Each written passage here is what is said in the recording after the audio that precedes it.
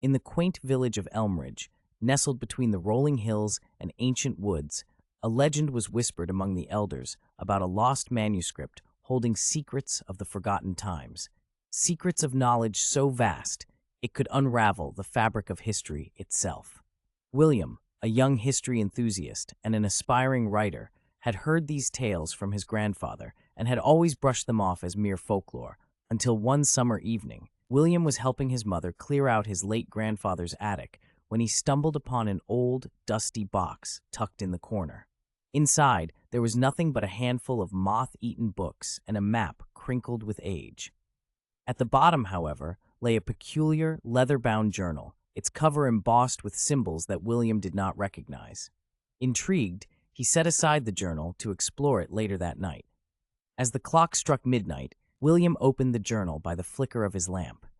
The pages were filled with scrawls and sketches that seemed nonsensical at first. But as he turned the pages, a coherent story began to unfold. A story of an ancient manuscript believed to contain the wisdom of civilizations long vanished. The journal suggested that the manuscript was last seen in the ruins of what was now the Witherston Woods near Elmridge. The next morning, map and journal in hand, William set off into the Witherston Woods. The map led him through forgotten trails and undergrowth until he reached the heart of the forest, where the ruins of an old abbey stood solemn and eerie. It was here, the journal claimed, the manuscript was hidden. Venturing inside, William found the abbey desolate, the air thick with the dust of ages. He made his way to an underground chamber where, according to the journal, the manuscript was hidden behind a stone altar. As per the instructions in the journal, William pushed against the altar. It moved slowly, revealing a hidden vault beneath. Inside, wrapped in cloth, lay the manuscript, its pages yellowed but preserved. With trembling hands, William opened the manuscript. It was written in an ancient script that he could barely comprehend, but among the texts he could make out diagrams and maps of celestial alignments, herbal concoctions for healing, and philosophies of peace and governance. It was, as legend had it, a compendium of lost knowledge. Realizing the significance of his discovery, William decided that these secrets needed to be shared for the greater good.